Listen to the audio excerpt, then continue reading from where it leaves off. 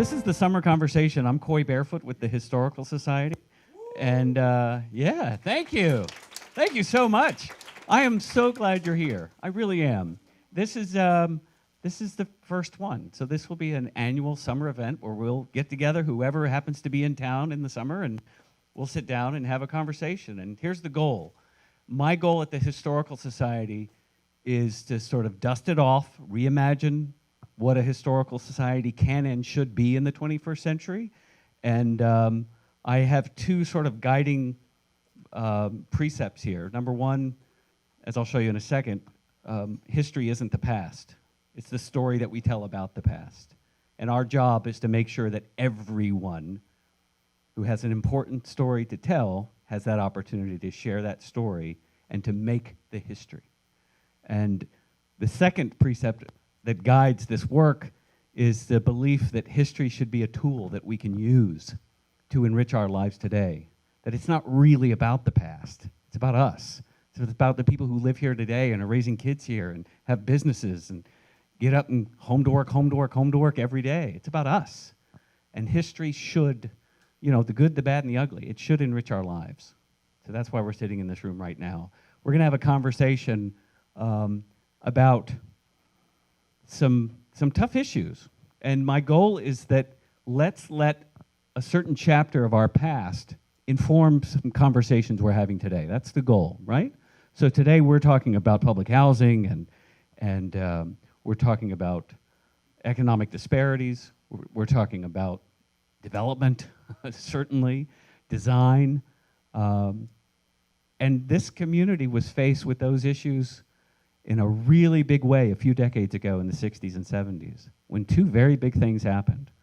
An entire African-American community was completely wiped from the earth at Vinegar Hill. And a pedestrian mall was built.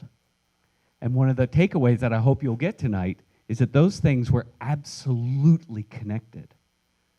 And so as we talk about these things today, as we're confronted with these things today, and figuring out how to go forward as a community, let's not do this in a vacuum. Let's learn what we can from what happened before and try to connect the dots, because that's what I would like to do, is just let's try tonight to connect some of these dots, find out where we may have had some blind spots in the past, and be willing to admit that we have blind spots today, and that there's so much that we can learn from what this community and even people in this room have done before us. There's a lot we can learn from them. So we're going to do a quick PowerPoint to sort of set the stage with the history. I hope you enjoy it. And then we'll bring up our panelists and we'll talk to them and we'll have a conversation. I have some pictures I want to share with you. I have a story I want to tell you. Urban renewal. The smartest people in the room said this is how we should do things. This is what we should do. This is what we need to do for the future of Charlottesville. If you've never seen this before, this is a photograph, an aerial photograph of the Vinegar Hill community. And just to orient yourself, the Lewis and Clark statue is here. This is the old original Lane School, the original public school for white children. There's Inge's store here, Forest Street. That's not the original, but that's one of the first iterations of the Jefferson School. This is now the parking lot and the playground. And this is Vinegar Hill. There's the old Lane High School, now the county office building. And everything shaded in brown was completely torn down. It was just wiped away. Another aerial view, that's the Jefferson School in the lower right. You're looking towards downtown. And you can see the scar, which I think is an appropriate word to use. I have sat in many kitchens and living rooms over the last 30 years in this town, and I will tell you that for a lot of people in this town, this happened yesterday. It wasn't decades ago. The feeling that this left, and of course, you know, it's not just Vinegar Hill. It's Gospel Hill, where the University of Virginia Hospital is. This happened in 62, 63, 64. Gospel Hill was completely wiped from the landscape in the mid-'80s. To make way for the University of Virginia Hospital. Ridge Street, Preston Avenue, Booker Street today. These are These are things that we have to acknowledge, that this is still happening. Vinegar Hill is not a chapter. It's not something that happened and it's gone and long time ago, and why would we talk about that? I will tell you that when I stood in front of City Council as the founder of the city's Historic Resources Commission, and I stood before them, I think this was 96, 97, it was 20 years ago, and I said, we would like some kind of monument to Vinegar Hill, to what happened at Vinegar Hill. And there were members of council who laughed out loud. So it shows you where we've come in 20 years. But we still have a lot way to go. We really do. And the way we do this, the way we take these steps is what we're doing right now. Just to be familiar with the story and to learn about it if we don't know it, because we got a lot of people in this community who are new, who've just joined us. And they've heard something about Vinegar Hill or something about these kind of issues.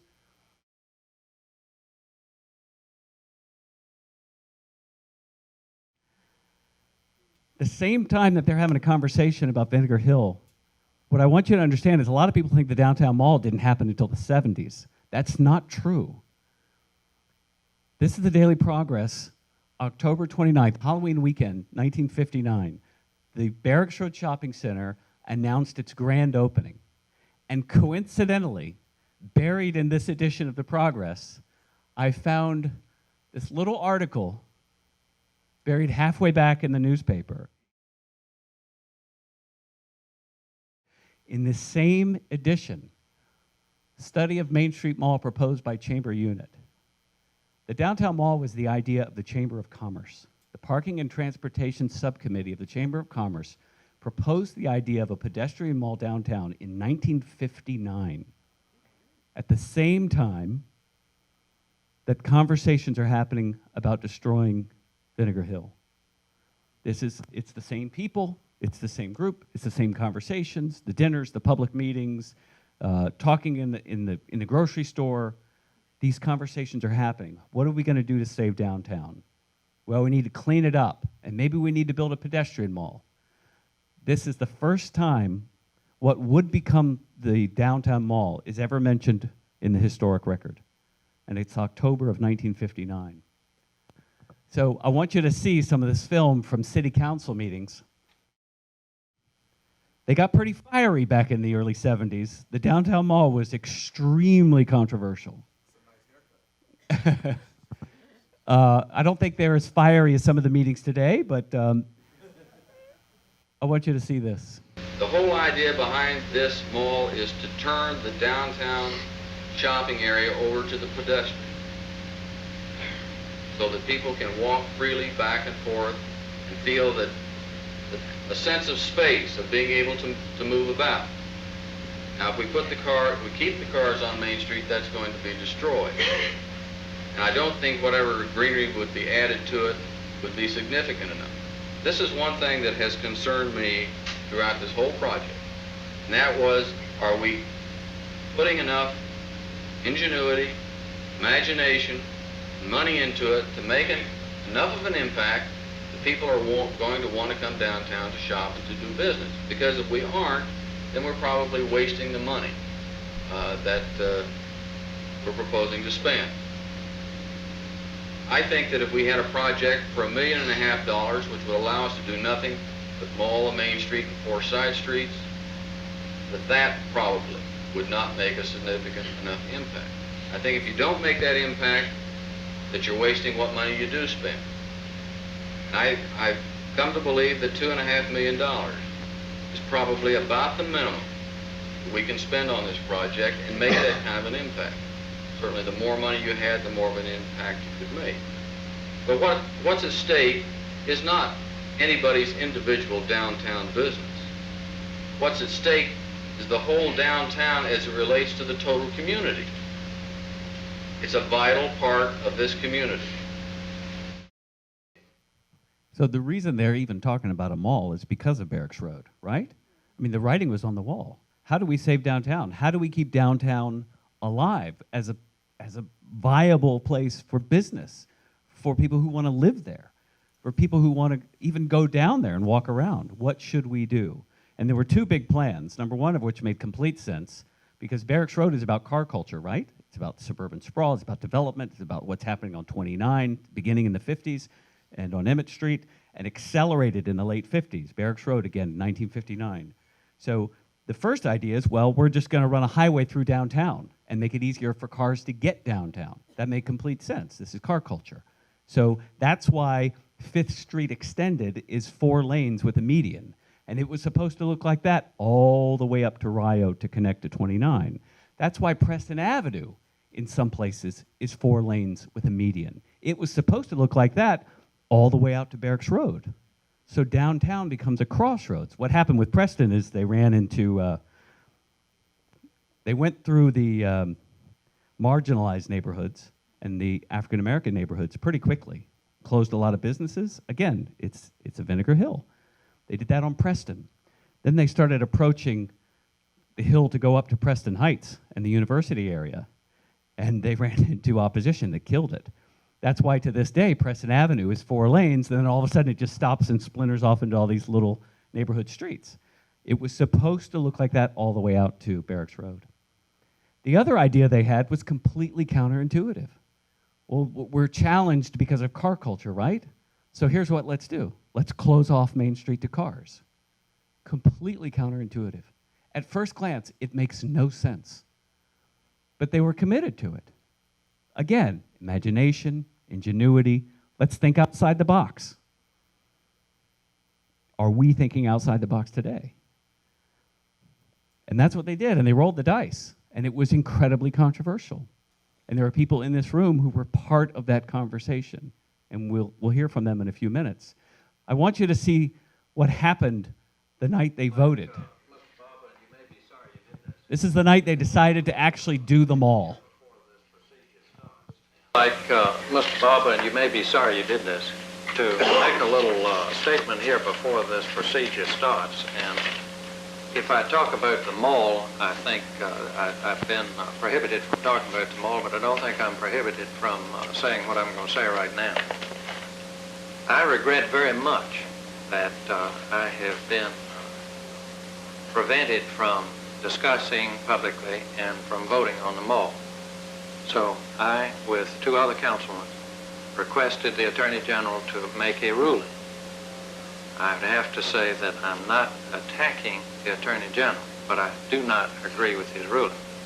I like to make a statement, and sometime during that way I like to make a motion. I would like to preface this statement by saying that as a member of City Council, we were elected to make decisions. This was a responsibility for the position to which we were elected. Admittedly, some decision has been easy, while others has been very hard, and have proven to be unpopular and even controversial. I would like to make the motion to accept the construction contract from Robbie Lee and Son for the downtown mall. I hope the future will show that we are correct in this move. And the only way we will find out, I submit, will be to go ahead with this, take this move. I think it's a progressive move for Charlottesville, and I believe it'll be the beginning. And I want to underscore beginning of the rejuvenation of downtown Charlottesville. Other things will have to happen, or the mall will fail. The whole question will fail. We have to do the other things, and we will have to get behind it, and as Mr. Barber has spoken to it, we have to do it together. If we don't get together and do it, if we continue to be divided on this question, I think the mall proposal stands in dire jeopardy of failing. So I second the motion, and I also vote for the continuation of the mall and the acceptance of the R.E. Lee bid.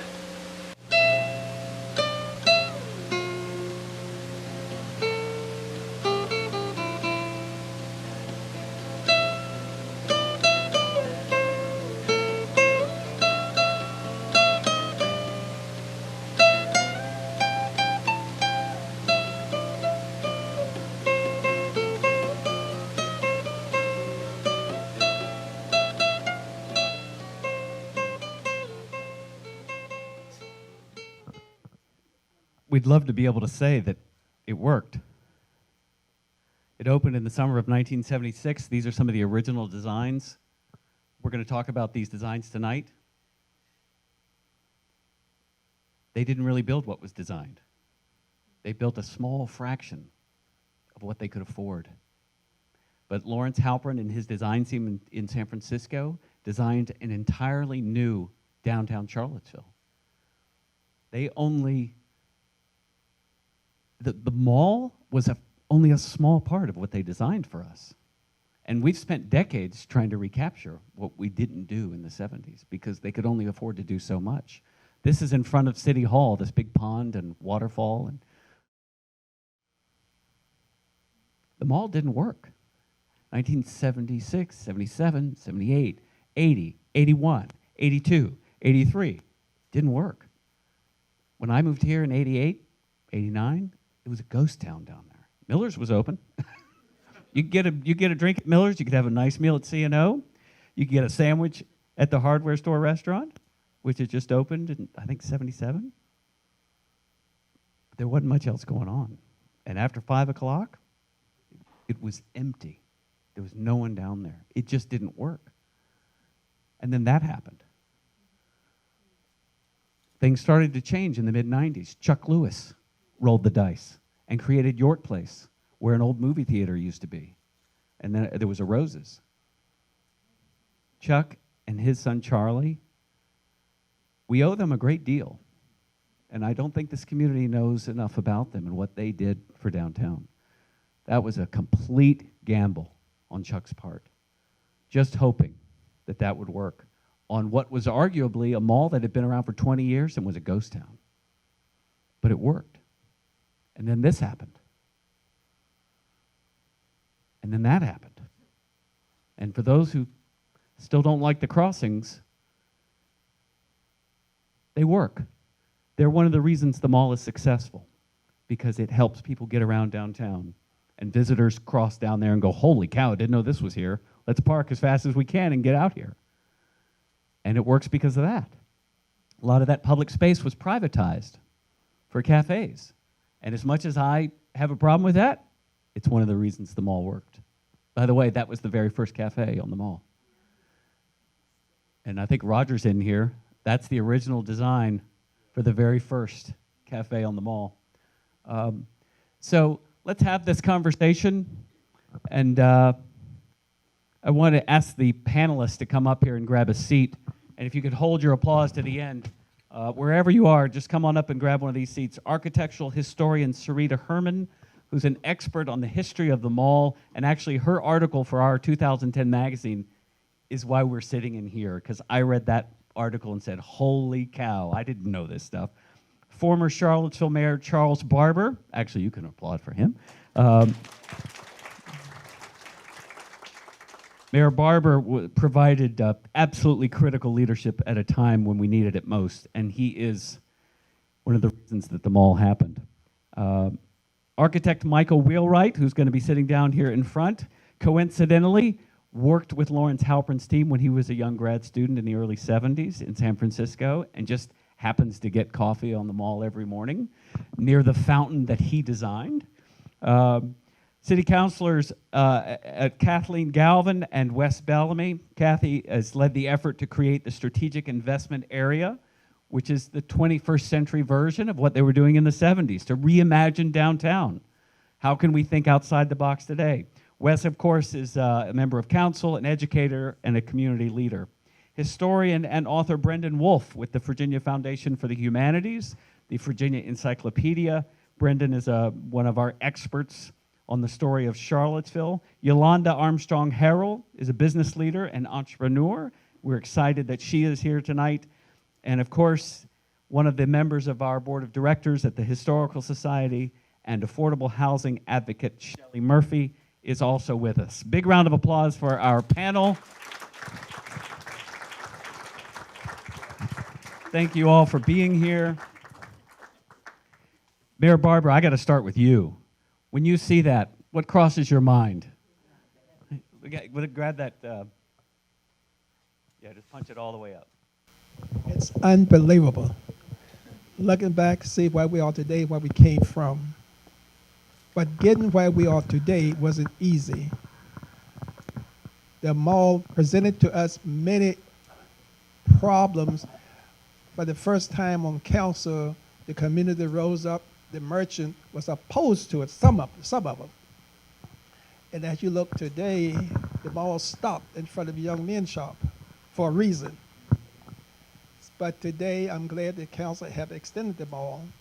But getting there wasn't easy. Only 2 of the 5 council could vote for it. The other 3 had conflicts of interest. Van Years and myself, the only 2 could vote for it. And I was blessed to be the mayor at the time it was completed, and I dedicated the mall in 1976. So when you go downtown tomorrow, look for my brick in front of CVS. And I dedicated 1976. So the mall has come a long way. That's just the beginning, I'm hoping, of things for Charlottesville to happen downtown and through the whole city. Sarita, there's that comment that we heard from Mitch Van Yeries the night that they voted to approve the mall.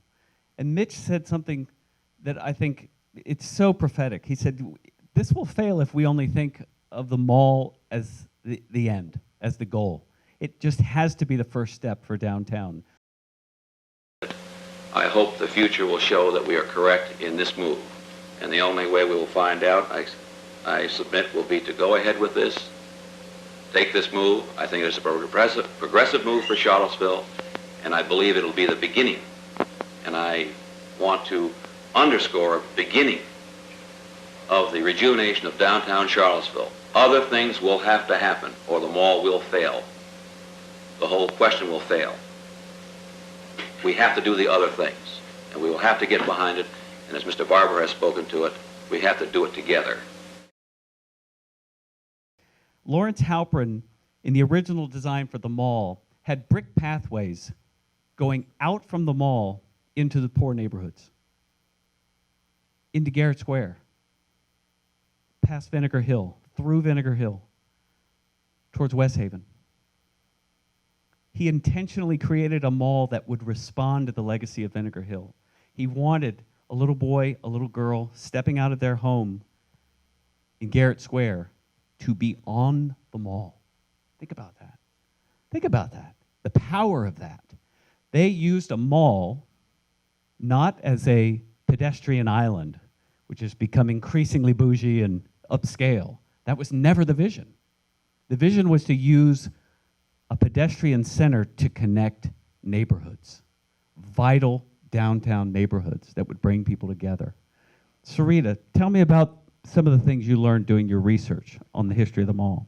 Yeah, I think Mitch's comment hints at something that's essential to understanding where the city was at the time that Halpern was hired in particular. So, you know, you've talked about the links between Vinegar Hill, the demolition of Vinegar Hill, other things that were going on in the city at the time, and how that ultimately transitioned into the decision to build the downtown mall. But it's important to understand that there was a shift in thinking in there between a very urban renewal, demolition-oriented style of city planning into a much more 1970s, I would call it kind of Jane Jacobs' Death and Life of Great American Cities kind of thinking about urban planning, which Halpern was much more in that mindset. And I think that city leadership at the time that Halpern was hired had become much more oriented towards that type of city planning. So, you know, Mitch's comment hints at the idea that you can't just redevelop an area and expect that to instantly fix your problems. Other things have to happen.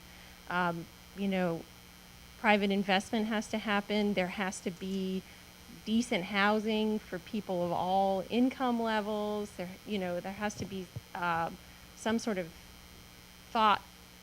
And, you know, you can't just raise whole neighborhoods and expect, and you can't just build a downtown mall and expect it to work either. So I think that that is essential to kind of understanding the difference between the actual mall that was built and kind of that initial 1959, you know, when they started thinking about building a pedestrian mall. Brendan, And then you've done some research too of connecting those dots between Vinegar Hill and the mall. And can you share with us some of the things that you've learned?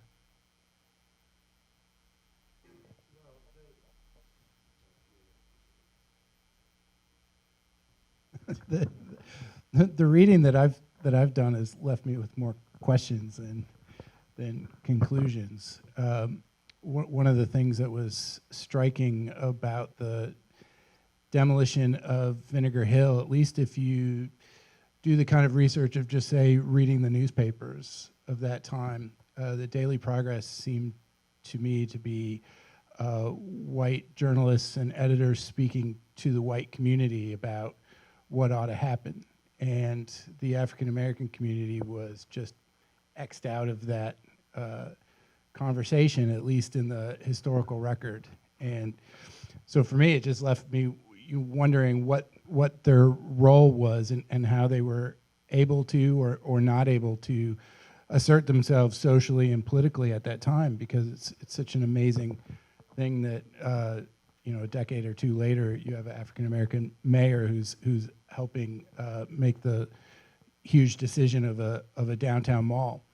But it was so striking in the 50s and 60s when you're deciding about Vinegar Hill that it was there seemed to be consensus about the idea that we should get rid of this neighborhood. The question is just how and who should pay for it.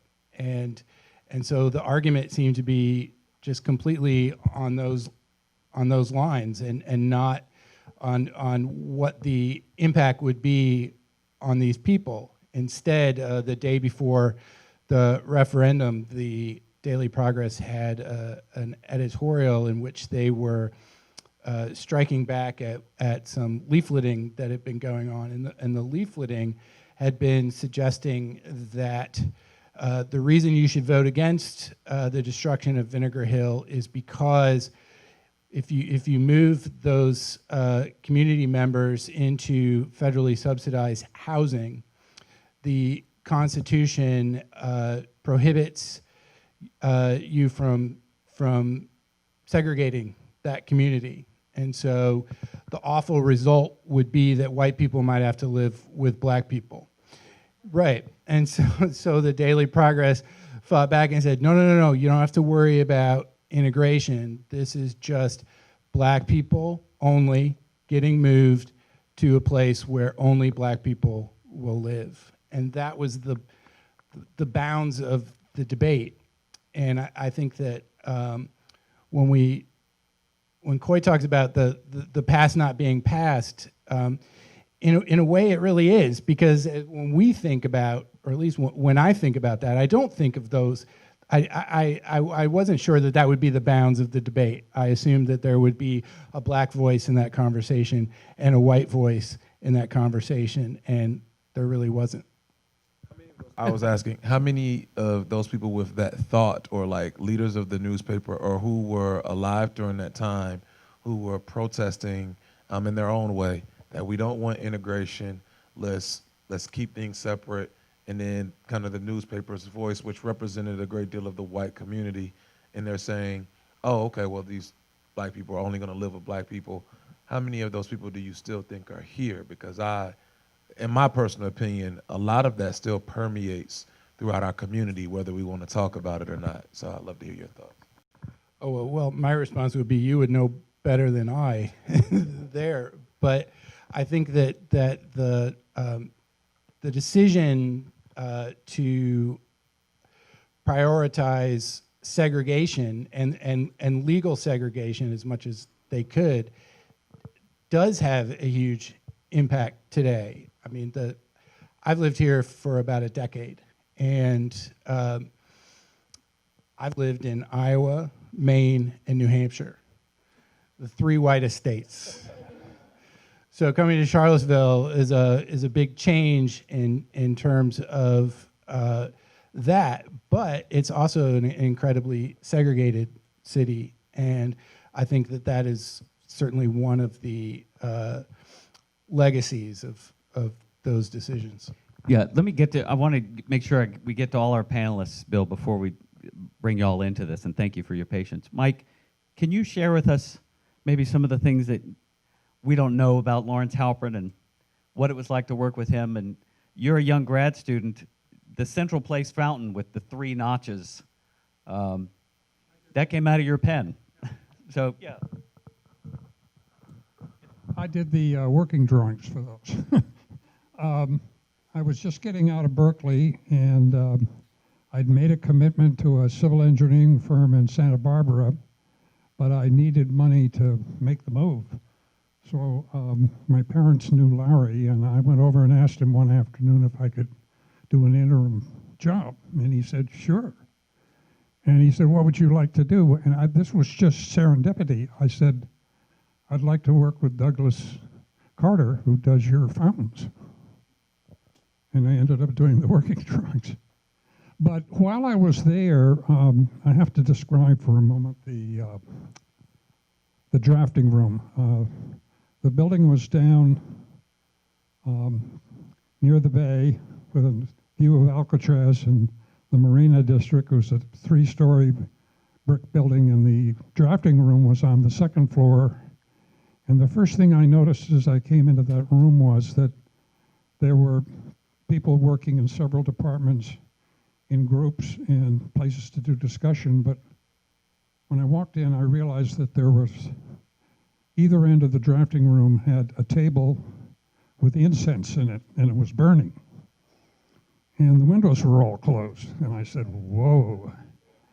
And it took me about 20 minutes to figure it out. And the reason the windows were locked and the incense was there was that the Ghirardelli chocolate factory was right next door, and no first smell, and that's all you needed.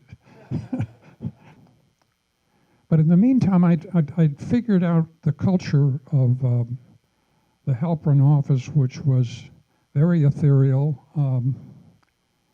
And the top of the pyramid was Larry and his wife.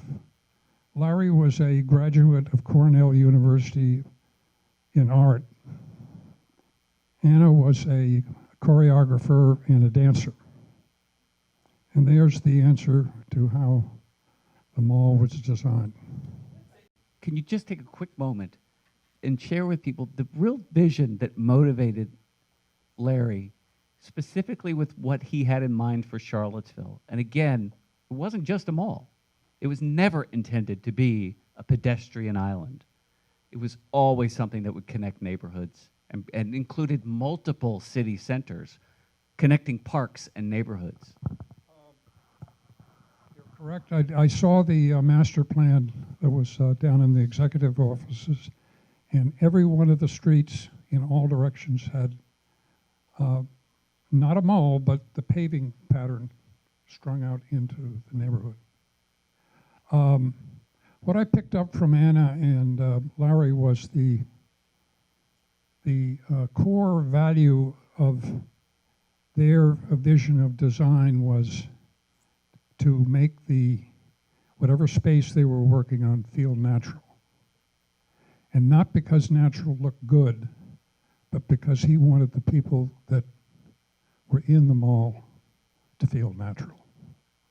And he did that with all of his designs. Mike, thank you very much. I appreciate it. Kathy, the SIA, here we are in the 21st century. We're talking about redesigning a huge swath of downtown Charlottesville. We're having conversations today that are unknowingly inspired by this vision from these, incense-filled rooms in San Francisco in 1973, 74, about what Charlottesville downtown should look like and how we can bring people together and how we can heal economic and racial divides. That's what they were thinking about as they were drawing. And here we are decades later. What crosses your mind? The road to hell is paved with good intentions. I was thinking at first that they were covering up pot with all the incense. But so I think there's a lot of opportunities here already. I think Jane Jacobs has mentioned. I think we have a huge debt to pay to people like her who got us to reflect on that early form of urban renewal, which was all about the wholesale wiping out of culture and community.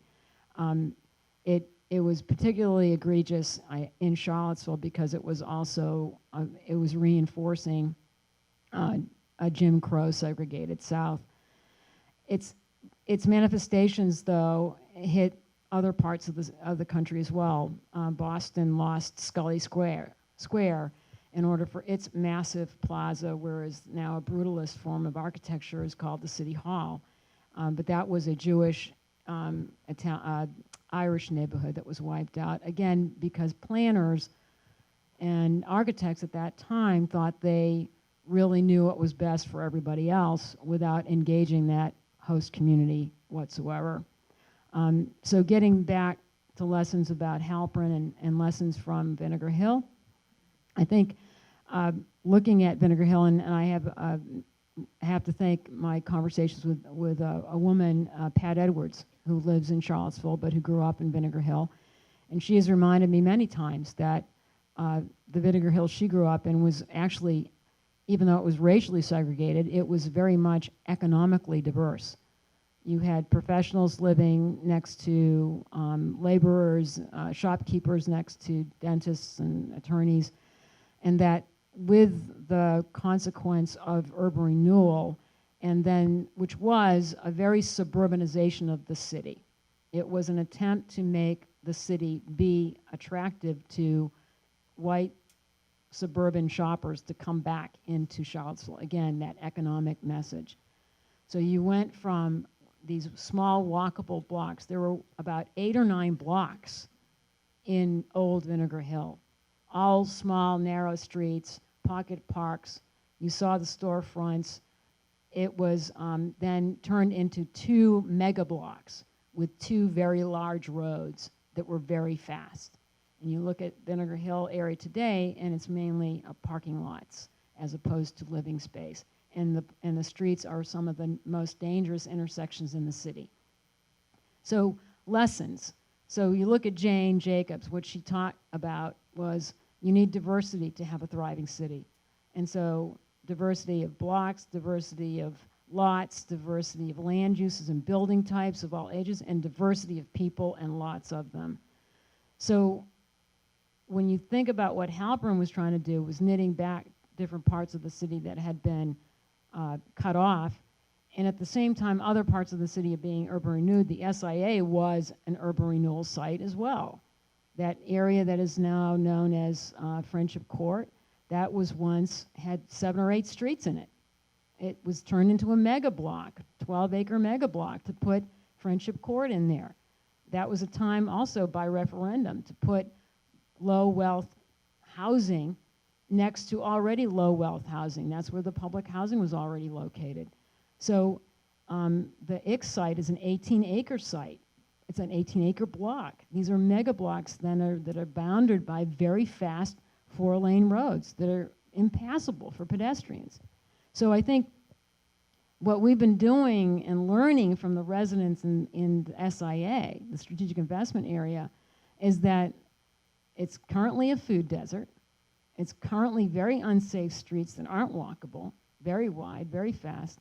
The housing, the public housing and the Friendship Court housing is old and deteriorating. It was in tough shape in 2010 when I was on the school board and I was in a redevelopment committee for the Housing Authority. I was part of a group then that went for a choice neighborhood grant for this area called the SIA to do this holistic visioning with the community to come up with a different transformative plan for the future. And we came up with this strategic investment area plan, but it brings back connectivity, more blocks, walkable blocks, brings back shops, a range of housing types, not your barracks type apartment buildings that, after Vinegar Hill, the black community was shunted off into public housing, which is a suburban model of segregated land uses, not close to jobs, not close to work, but isolated by income type and building type. So we are learning from the lessons of Vinegar Hill, in a way trying to recreate the best parts of Vinegar Hill. What we lost. Wes, what gives you hope for Charlottesville? What gives you hope with all this? Connect these dots for us from where you sit. But with this in mind, what gives you hope? Oh man, there's a ton of hope that I'm seeing just from seeing that, sitting up here. There's a lot. Before I talk about that, can I have just 30 quick seconds? Can you indulge me You can really have quick? it. So Yes. I've been getting these emails, Mr. Barber. I haven't got a chance to tell you this. I've been getting these emails from an elder in our community. I won't say who. And she says, I always see you with these T-shirts on now. You used to wear the big bow ties, and you have, like, I like to wear parts in my head. And she says, she said to me, like, who do you think you are, Charles Barber? And I was saying, like, I didn't make the connection. I'm like, what? He always wears suits. He doesn't. But I saw her at Reed's, and she was explaining to me how you would wear, like, very, at that time, flamboyant clothes. Like, I saw the big bow ties, the afros, and she's like, you only can wear what you wear now because he took the heat for it then. So thank you, good brother. I appreciate that. So, we talk about hope. It's things like that, right? That we can be able to transcend from the ways of yesteryear into new innovative ideas. What also gives me hope is when I sit up here on a panel and I sit with these distinguished panelists, I look at the ways in which many of us are working together to create change within our community. And I'm not going to steal Ms. Harrell's thunder, but there's something that we're working on. I think she'll speak on it, maybe? Okay. So there's something that we're working on that I think can change the landscape of our community. Ms. Galvin and I have been working together for even before I came on council, in terms of doing things with GED training, getting people in public housing, making sure that they have access to education. We've been working on a lot of equitable and substantive things. We've been doing this thing as of late while we're on council, working with making sure that we have high-speed internet in all of our public housing sites and then opening that up to community members. So it's not only things like that from a policy side that gives me hope, but when I hear the stories about how there was a section of our community that was literally just striped and stricken away for a variety of different reasons, many of them based and rooted on supremacy, white supremacy, and race and economic inequality. I think about how we now have a council that is working very much towards equity and ensuring that everyone, no matter what you look like, has a fair shake. And we put our money where our mouth is, right? We don't just talk about it. If you look at our budget, there are tons of different equitable issues and policies that we've changed, even from, maybe 2 or 3 councils before. So when I see that and I know that we're doing the hard work and we know that change is hard, but we're not dealing with what brothers and sisters like Mr. Barber had to deal with, or the Daily Progress isn't writing articles about how this is a new way for you to keep segregation going, right? Now the fight between maybe us and the Daily Progress is that we're spending too much on equity, or there's people talking about that maybe we're doing two things that are maybe too bold.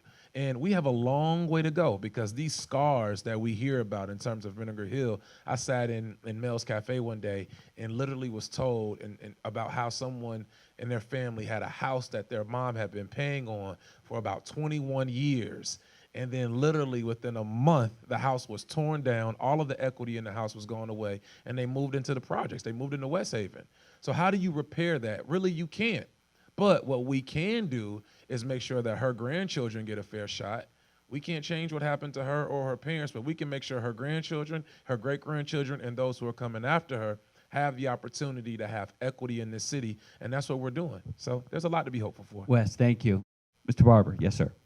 Speaking of segregation of building and things, back in the 70s, the whole core of the city, blacks could live in the core of the city. You could build a service station next door to a very nice house because the zoning was so you could build whatever you want in the black neighborhood. We changed the zoning in 1971. And I was one of the first blacks to move out of the core of the black community into a white neighborhood. It was in 3 years after I moved to this white neighborhood the whole little section turned chocolate. You know what I mean, don't you? All right. But I just want to say, blacks could not move. I don't care how much money you had, you could only live within the quarter. White wouldn't sell to you. When I tried to buy a place, many times I called what they said, oh yeah, Mr. Barber, you could come and, no, I'm sorry, we can't sell to you. The Albemarle County assistant attorney, I worked with his wife at the hospital, I'm a nurse, and she was telling me that her husband had a place, knows somebody had a place up on Rugby Road. So my wife and I went up to check it out, and the window started opening up. The next day he called me and said, I'm sorry, we can't sell it to you. I tried many times to buy just a decent house in a white neighborhood because it was a nice house. So the race we're talking about in Garrett Street and those places today, it's the continuation of what happened then. And it's hard to get beyond that point because blacks have been kept down, haven't had the chance to do a good job, to have an opportunity to buy in a decent place. Yolanda, what's crossing your mind as you're sitting there?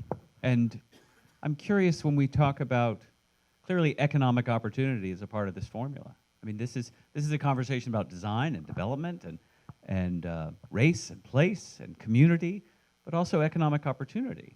And how can we, we can have the smart people sit down and design a beautiful fountain and a mall and everything. How can we design economic opportunity for Charlottesville that's so critical? And again, there's no magic bullet here, I know. This is something that this nation is trying to figure out. But what can we contribute to that? So to, I guess, answer the first part of your question of what I was thinking about as I was listening is thinking about, obviously the community itself that was lost. And Dr. Claude Anderson talks about the difference between neighborhoods and community. Neighborhoods are where people live. Community is when you have a common goal, a common interest, and you're working towards the good of the individuals that live there. And so when you had all of these individuals whose homes, whose businesses were stripped from them and their ability to accumulate wealth taken away without the ability to be able to reestablish elsewhere, I think about how egregious that is. And then just how the community itself was destroyed because they no longer had those individuals that they trusted and knew and could count on living beside them anymore. So I think we have a fantastic opportunity as we look to reestablish ourselves as an actual community and not just a collection of neighborhoods. How do we get back to a place where we count on one another? So last year, a group of us started talking about that very thing of how do we create an opportunity for the African-American business owner. How do we grow and develop the African-American middle class here in Charlottesville? How do we expand that? Because at one point in time in history, Charlottesville post-emancipation was 53% African-American to where we are now 19%. So there's a lot that has changed. And there was an opportunity back in the past where African-Americans could own land anywhere. And then we changed that to ensure that the competition was minimalized so that we could, again, prevent the wealth accumulation. And so I think that as we look towards the past and the way the history has been told and start to think about how we talk about history and how we plan as we move forward, we have to think specifically and strategically. And a large part of that, what we're looking to do, we started an organization called New Hill Development Corporation. It's a community development corporation. And the three things that we focus on and will focus on is financial literacy, economic development, and of course, affordable housing. But when we think about the economic development piece, we have to have a place where people can own. When we think about affordable housing, it's not about building a better project. I have no desire to do that to my people.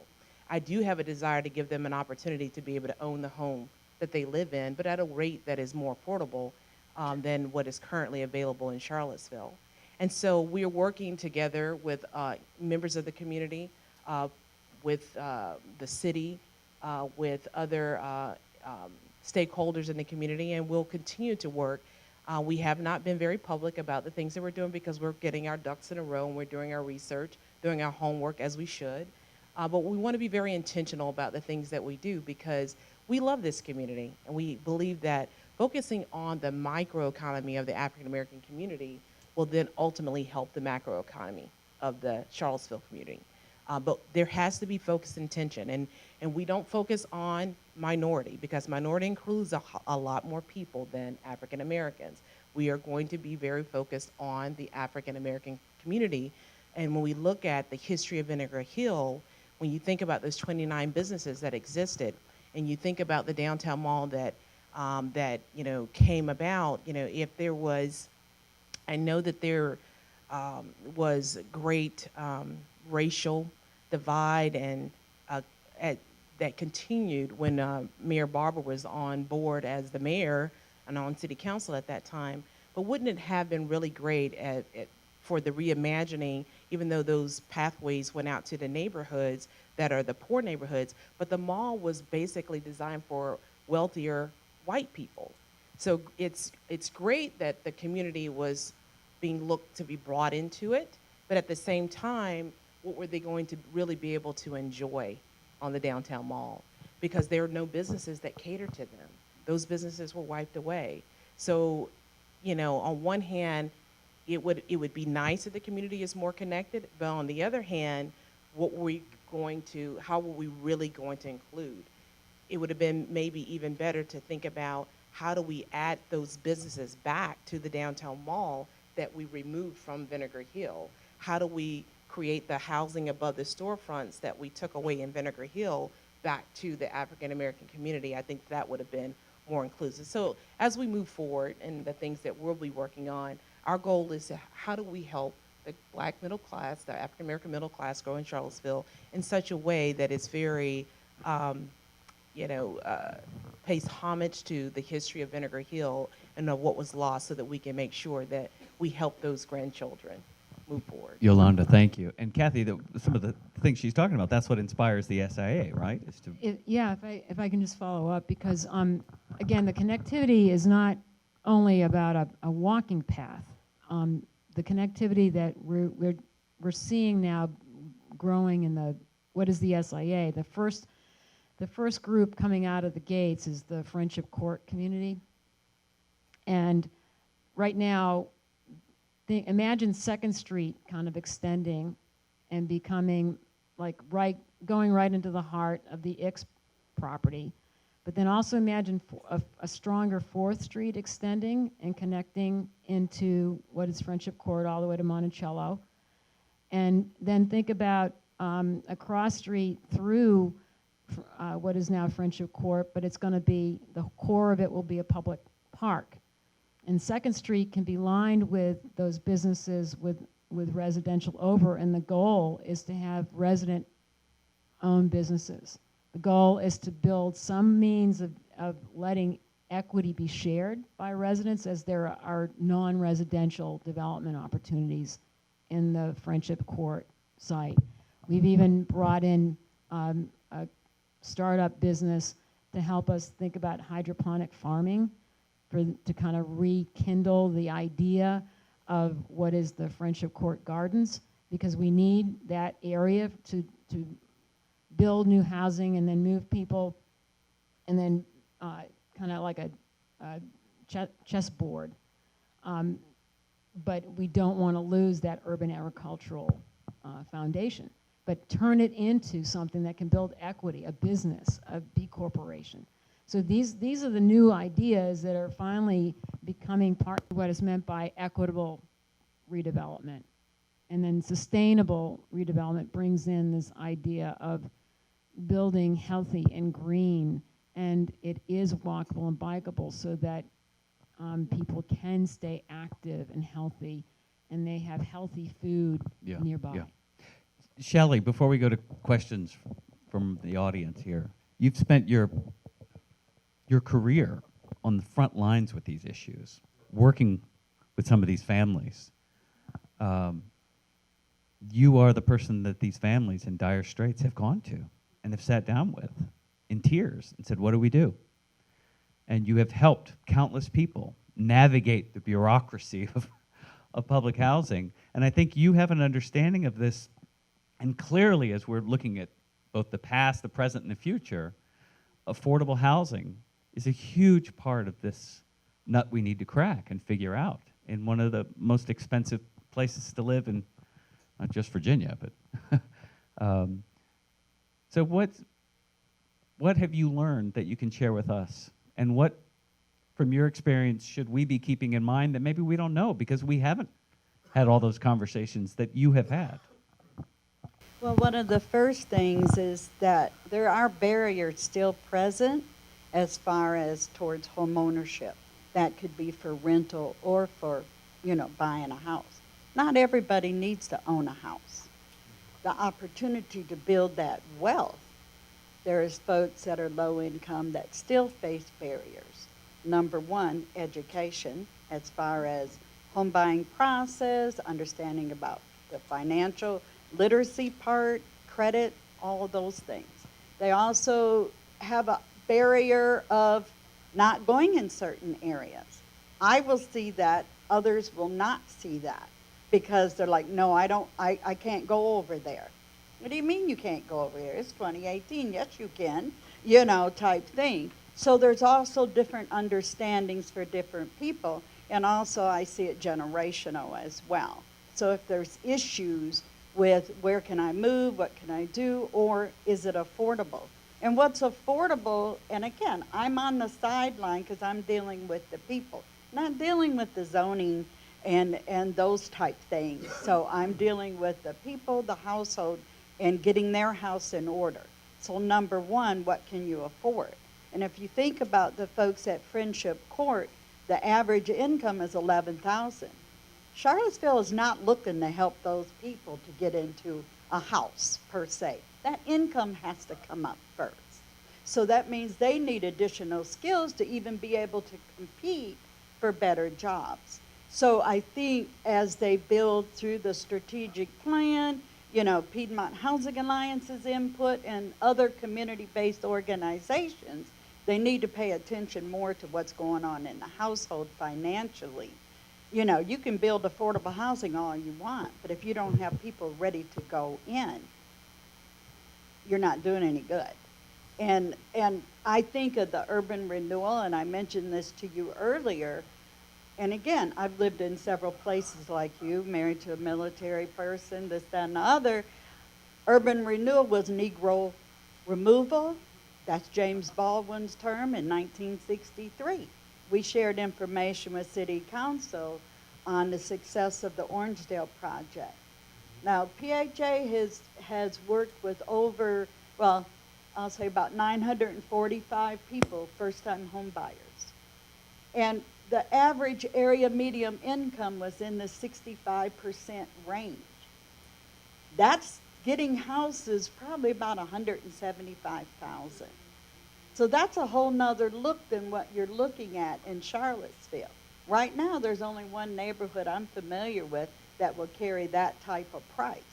So if you want to increase affordable housing, there's got to be some changes, in some of that laws and things like that. Down in Florida, I did a few years there as a realtor, there was inclusionary housing. And I know there's a rule, but the builders built property they had to build and not give money not to build because we needed the stock.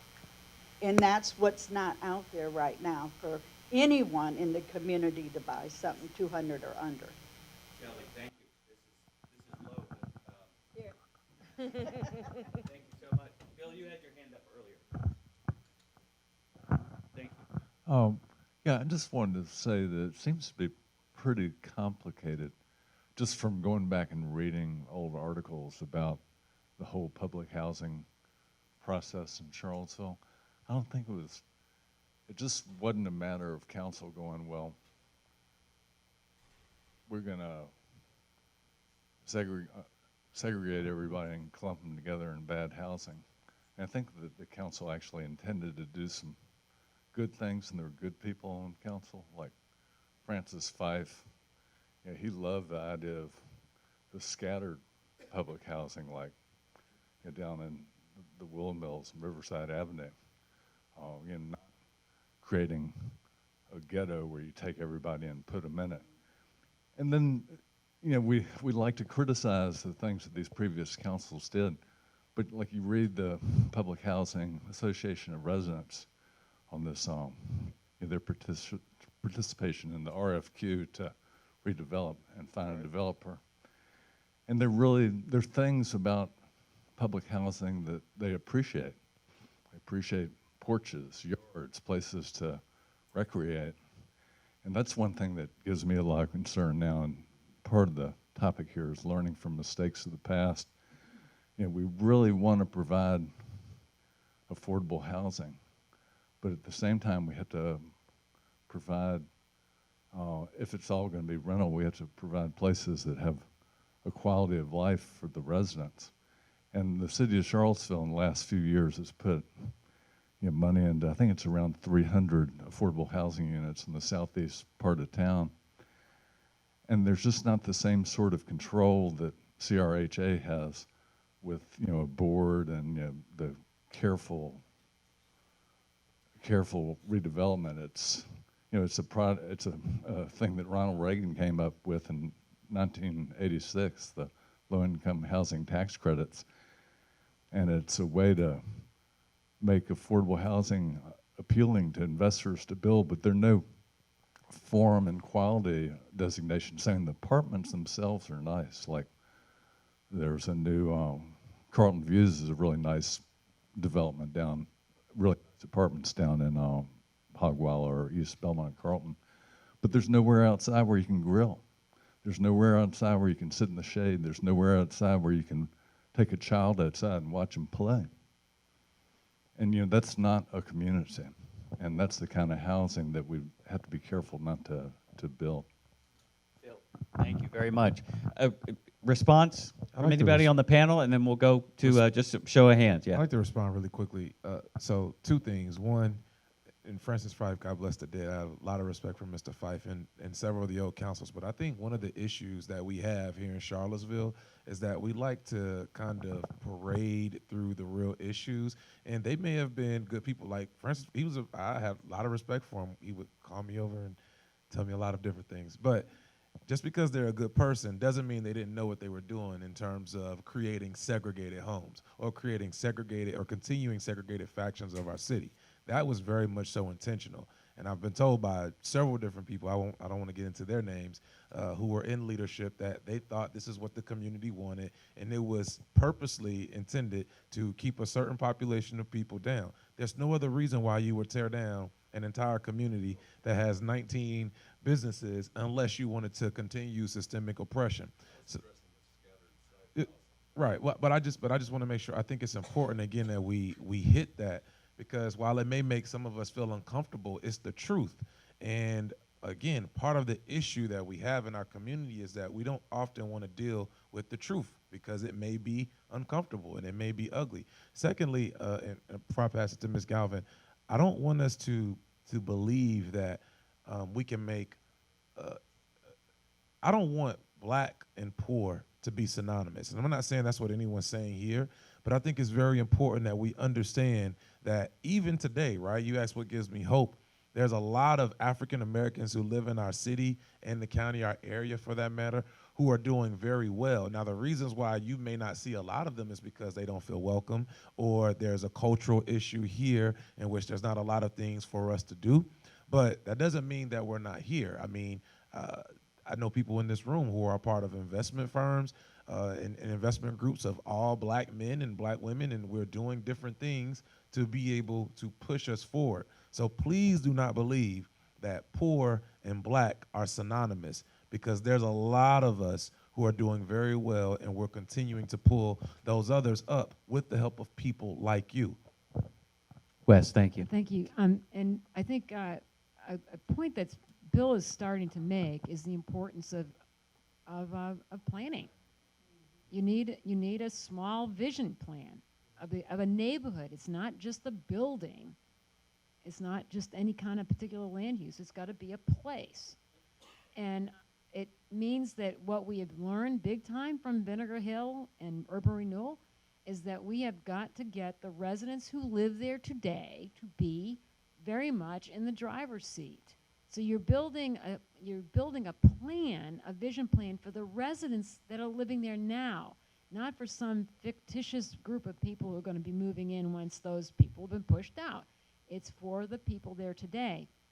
And then just to give an example of my experiences working with the Friendship Court community, Bill, you hit it. I mean, one of the big things folks wanted is, I want to still do my grilling outside. I still need to have a place for my kids to play. Right now they're playing in the parking lot. It's not safe. Cars are backing in and out. Now we've got parks, and we actually have alleys now built into the network that are much slower and much more of a feeling of a neighborhood. There's going to be a child care, an early childhood development center built there to make sure that the parents can live and believe and know with comfort that their children are going to be growing up in a very safe place while they go to work. There's a Kathy, I don't mean to interrupt, but So what's anyway, the it's just- timeline it's on just this? kind of I mean, everybody's wondering, what Well, and it's a low-income housing tax credit project, so it's got to get it submitted by next year. But so low-income housing tax credits in and of itself is a tool. It's got to be part of a plan and a process that is people-centered, and it deals with equity, health, community, and place. Frank, coming right over. Thank you, sir. Go right ahead. You got to remind people, though, who don't know, the years that you served on council and as mayor. Okay. That was 1978 to 1990. I was mayor from 1980 to 1988. I think it's important to try to get the facts straight and to have a better sense, or maybe a sharper focus on the history. The change that took place in the 1970s, people like Charles Barber, Francis Fife, Mitch Van Yeries, Nancy O'Brien going on council, looking for, trying to make improvements, trying to have equity. They became really their values, which are the values that you see sitting up there today, not different. Francis Fife was no closet racist or segregationist. He worked as hard as anybody up there probably ever worked to help people. It was Francis Fife that helped organize groups to work in the low-income Black African American neighborhoods to do rehab, Charlottesville Housing Improvement Program, CHIP. That led to AHIP and other different things. They were precursors to the Piedmont Housing Program. These were programs that were began in the 70s with that council, that city manager, and it continued to work that. While I was there, we took the Charlottesville Redevelopment Housing Authority out of being a separate entity and put it under the control of City Council because we did not like what we were seeing. It was a continuation of the past. And so that was a deliberate effort to try to bring equity and try to address problems that you're still trying to address today. The plan up there is very nice. While I was on City Council, we extended the mall twice. I must say, I never saw that plan. There were plenty of plans that were done in charrettes. It was hugely expensive, and at that period of time, the city was losing its tax base. Department stores were leaving downtown. Stores were closing up. People were going off. There wasn't a lot of money. People were leaving the neighborhoods. Now it's a very expensive neighborhood, but north downtown neighborhood, you could buy a 4,000 square foot house for $18,000. People didn't want to live, didn't want to live downtown. It was decaying. It was falling apart. So there was a real struggle to try to preserve the area. And so the struggle that, exists today,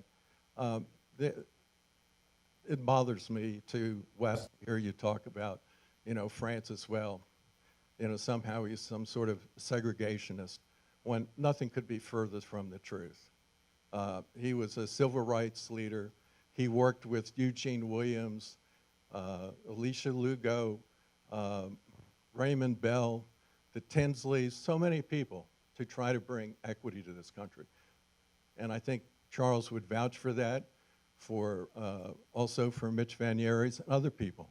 The struggle has been going on a long time. There's no simple answer to it, but I think we do a certain harm if we make it seem that up until the last August 12th or 5 years ago, when somebody got on council, that nobody was trying to rectify these things.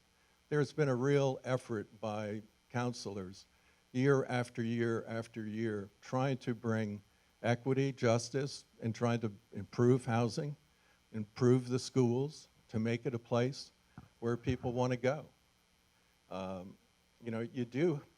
Your tax base is based on people investing in the community. Equity is important, but oftentimes it costs money, it's subsidies. And where do you get that money from? Well, you've got to go ahead and do things.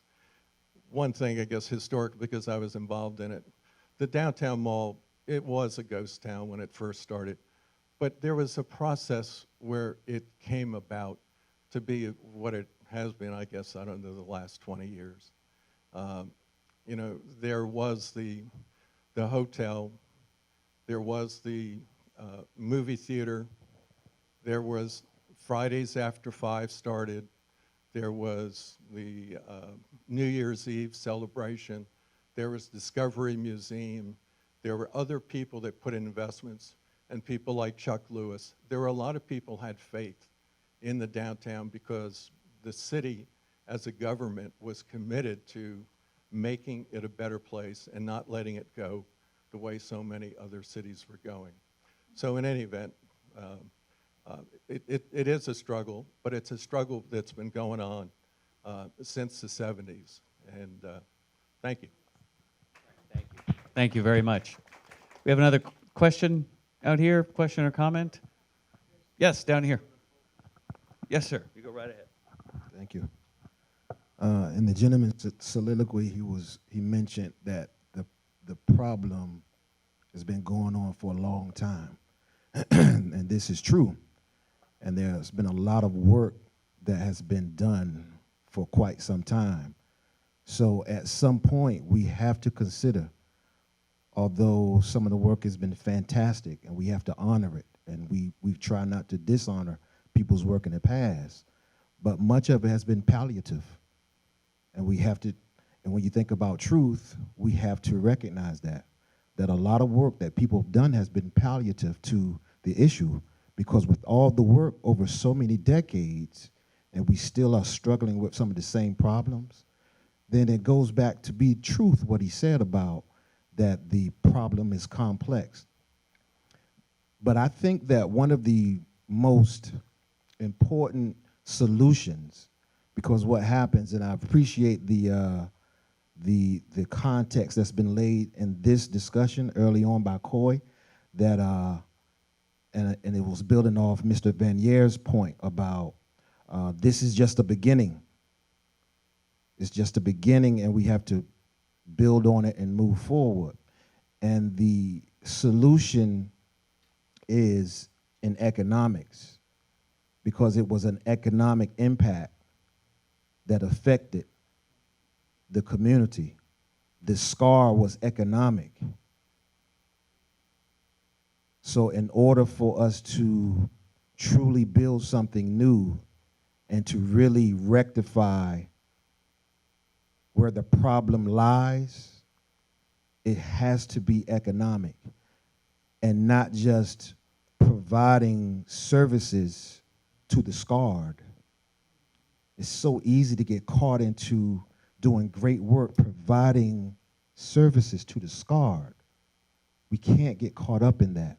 So my question to the panel, and I'll pass it on, is we have this situation that is a great example of capitalism and the need for government intervention in capitalism, right? The Charlottesville market is in high demand. When people want to move to Charlottesville, this wonderful town that we all live in, it drives prices up. That's just economics 101. So Shelley Murphy mentioned it earlier, and my wife mentioned about the need to expand the black middle class. The housing, affordable housing, if we even build it here, the people that need it may not have the economic means to purchase it or move into it. So the question with my long soliloquy is how do we have things that we could put in place that staves off the $400,000 income couple that comes into Charlottesville and buys the $200,000 house?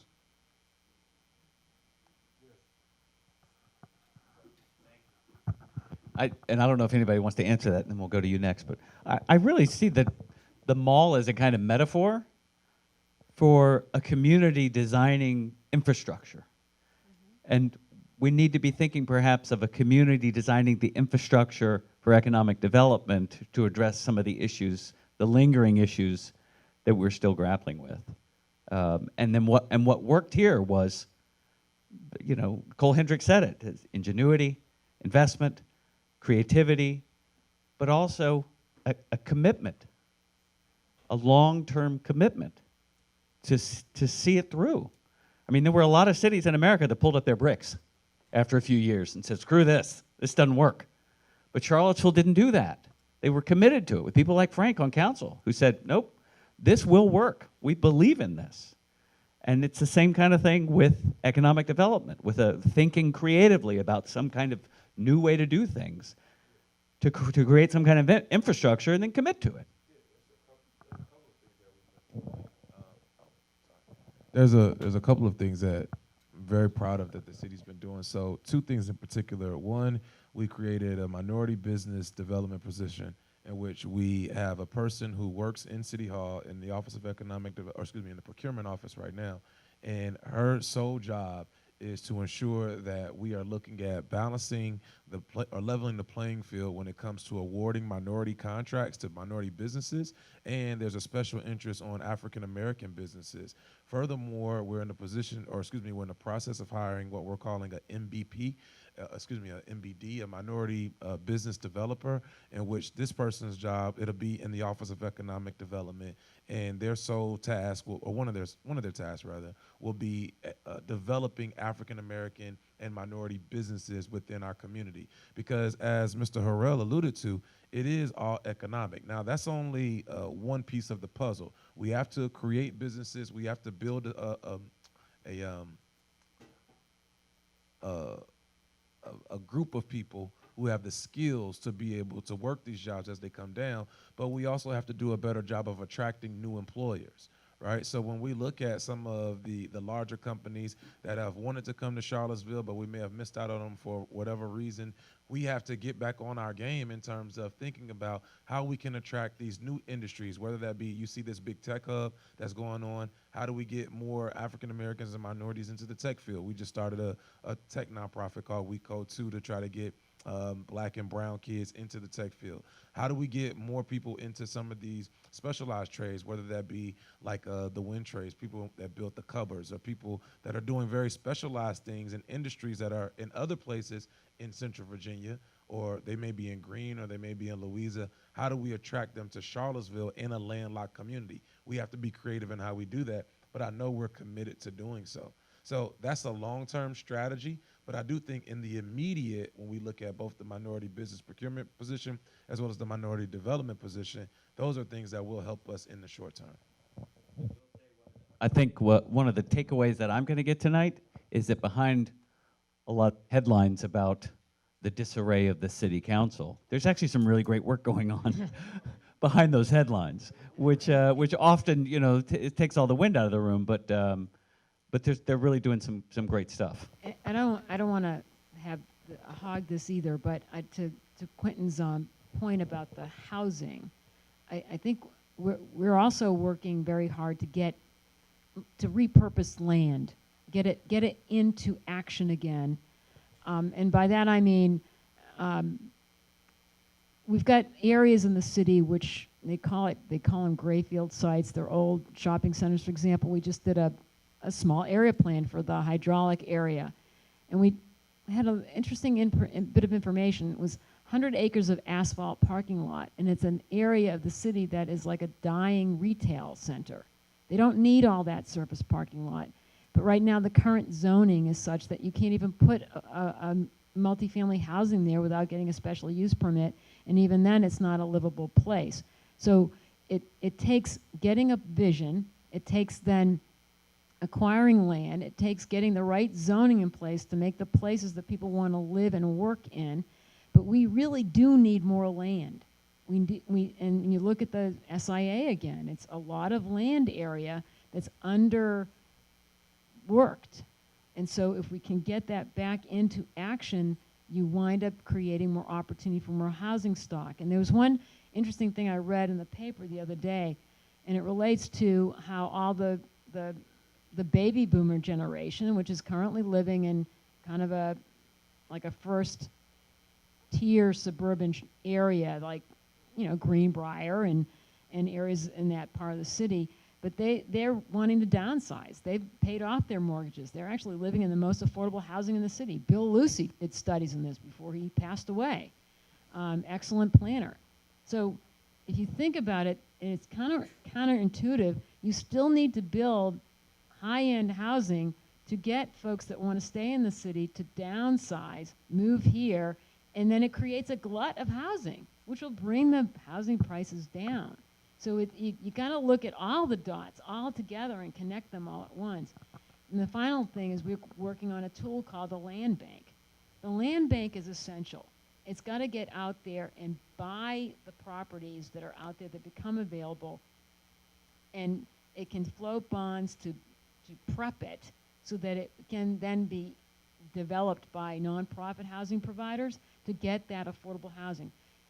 Put them more in land trusts. I think land trusts are going to have to be used a lot more strategically to get the initial equity that people need to just in owning a home, and then but then to retain it because our land values are going high. And then thirdly, you can't solve this problem without dealing with a regional partnership with Albemarle County. They are actually the community that has inclusionary zoning. The state allows inclusionary zoning in Albemarle County, and we don't. We're trying to come up with a tool using a form-based code to incent height bonuses, that you get the height only and only if you build it on site. But we're not there yet. And the first community who's designing their own zoning code is the heart of the SIA with the low wealth community. I think that's pretty darn amazing. We've come a long way, where the first community in the city that will craft its own zoning are our lowest wealth community. You've answered a lot of the questions that I had, but I kind of wanted to just bring another perspective. Many of us have moved here, some have been born here, but when I moved here about 15 years ago, from a small community in Maryland, and people said the same thing. I mean, they went through urban renewal in Cumberland, restored the downtown, put the bricks down, and had very similar problems that happened in Charlottesville. But when I moved to Charlottesville, I fell in love with Charlottesville because a lot of the work had been done and on the downtown mall. And people would ask and said, how in the world would you move here? You know, it's so racist here, it's terrible here. But I personally didn't experience that. So when Yolanda said, and I've since learned about Vinegar Hill, since learned about the racism, since learned about moving people into public housing, and when these things occurred in Maryland and in West Virginia, one of the things that the people always said is do not move into public housing. Even if a little shack, rent it, because that's giving up too much of your power. So I just wanted to ask Yolanda a question. You referenced Dr. Claude Anderson. And Dr. Claude Anderson is one of my heroes. And you cannot, in my bring full restoration without everybody, when I mean everybody, the people, bringing them, and I know that he always used an analogy of you have Chinatown, which has a barrier, and the people there are sharing economic development. You have communities where you may have a Jewish community, you have an Italian community. There is a community barrier that says we're doing business here and we're also doing business externally. So in terms of the African American community, what I see is that is one of the solutions that comes organically and not, and was what Quentin was saying is that you can't keep throwing the solutions at the dirt. It has to come organically. You have to want it. That public housing, it should be temporary. It was never designed to be permanent. And so while we are sitting as a community and discussing these things, in the meantime, the other people are purchasing the land, building on West Main for that, and not for that community. So I just wanted to know if you could speak to that. Yes, and thank you for asking that question, because I think it's a powerful question, and part of what Ms. Murphy said earlier, and there has to be a progression, in terms of when you get to the housing piece, if you haven't done, if the education hasn't been there, if you haven't improved people's income, their economics of what that we've talked about as well hasn't changed, then you're not really helping over here on the affordable housing front. So these things have to take place. Now, part of what a lot of those other communities do, they do a great job of doing business with each other. And so part of what we talked about when we first got started is a black business district, creating an area where businesses, are come together, and where we can create our own microeconomy, where we learn to start doing business together and also with others. But having a place, because as an individual who moved to this city, I grew up in the deep South. I'm originally from Alabama, grew up in South Carolina, so I get living in the South, certainly. But at the same time, I do love this city, and I'm happy to live here. But I think that one of the challenges of this city, as well as in a lot of other communities, is that we have not, when Vinegar Hill was torn down, there was no way for those businesses to reestablish themselves. So a lot of the issues when we talk about what we need to do for individuals that are from the lower income, if we were to go back and think about, well, if we had not torn down that community, if we had not torn down those businesses, would we have so many individuals today that we've got to, look at helping? Because the community was helping itself, and the community had an economic system that was growing. And so when that got destroyed, now you're going back to square one. If I'd paid on a house for 21 years and lost it, I mean, anybody in this room, if that had happened to, we would be rioting in the streets, But unfortunately, that couldn't happen during that time. It couldn't be rioting in the streets because that was not an opportunity that those individuals had to be able to express themselves in that way without some other action taking place. So I think we have to focus on the economics of it. It all is about economics. And we've got to make sure that we understand how money works. We understand how to save it, how to accumulate it, how to use it, how to make the dollar bounce within our community more times than it does right now before it circulates out of our community. And it's not about to the exclusion of doing business with anyone else, because we will take anyone's money. Money is green, and we'd love to be able to take your money as well. But at the end of the day, we have to be able, our community, we want to help each other. We're not looking to get other people constantly wanting to just provide services, as my husband said, to us. At the end of the day, if it's just a service, then how is it changing anything? And so our goal is to be results oriented. how do we make sure that what we're doing is sustainable, and that the members of that of the community that we look to serve, that they have an active voice in it, but it's for their benefit to be able to establish something that helps them create the life that they want to have, so that it's not about having a wonderful public housing system. Affordable housing, salaries need to come up. Some of that housing has got to come down, but there's ways that we can find to offset some of that prices. Other cities do it with second mortgages, where the city carries a second mortgage so that the public house, the price of the housing is affordable, and so that when later on, when that house is sold, you know, nothing is lost, but the person had the ability to accumulate some wealth in the process. So there's all kinds of creative ways. Our goal is to not lay another problem at the feet of council, but to work with council and work with the city to do some of the things that the city itself cannot do because it cannot build, but to work with them to say, let's find a solution. There's solutions out there. There's a solution to every problem that exists. We just maybe haven't found it yet, but we're going to work towards that end. This discussion reminds me, and some folks in here will probably remember the program that was called CETA, C-E-T-A. That's something for your organization to look back at. I'll be glad to educate you on it. Okay. And there's another program. One of the times I reviewed a federal grant, and it was submitted by a nonprofit out west. And one of the things that was in there was the goal was to take folks that were eligible or qualified that would probably only get minimum wage jobs.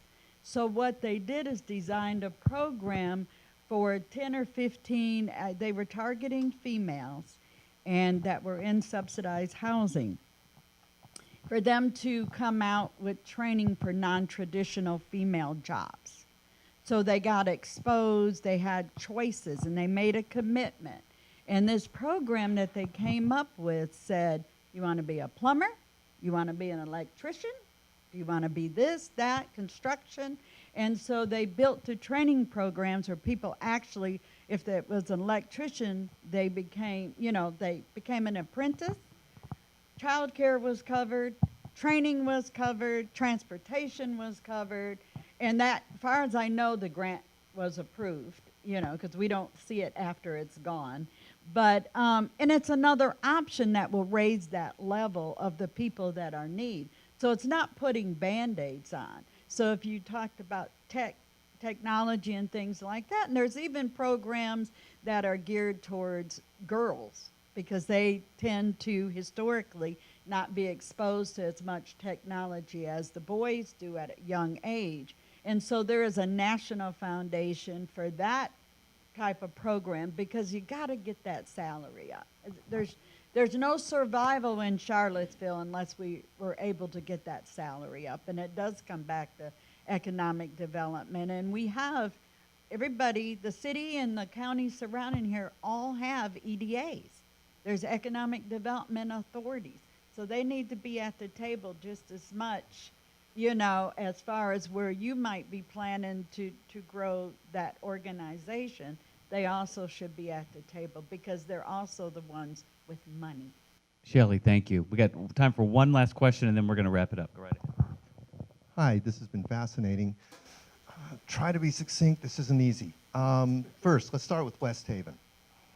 It was built, 50 years ago for temporary housing for the residents of Vinegar Hill. They're still there.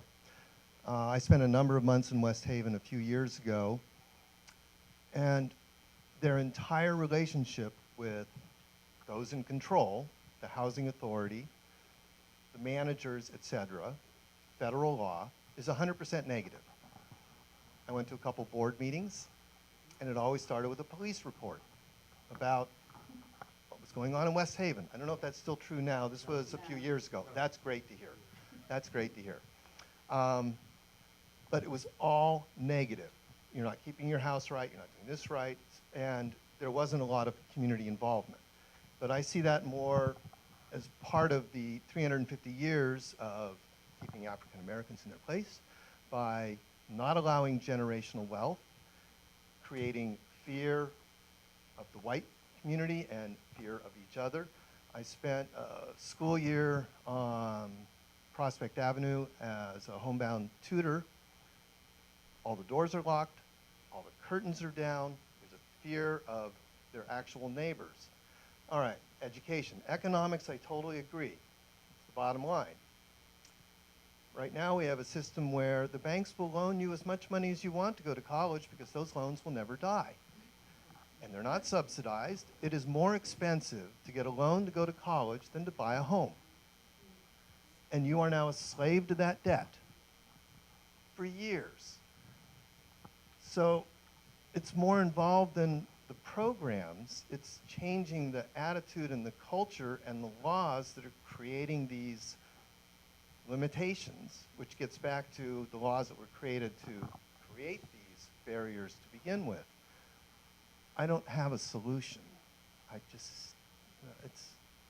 So anyways, I just wanted to bring that into it also. To me, it's all one-on-one. Thank you very much. Yeah, thank you. I want to thank everybody for being here tonight. And anybody on the panel have any final quick thoughts to share? We've obviously run over our time, but no. Actually, what I want to do is I want to very quickly thank the Lighthouse Studio here at Vinegar Hill Theater, and Dina and Cecilia and Aaron and Stephen and Joe. A round of applause for the crew here that actually made this happen tonight and gave us this beautiful space for this evening.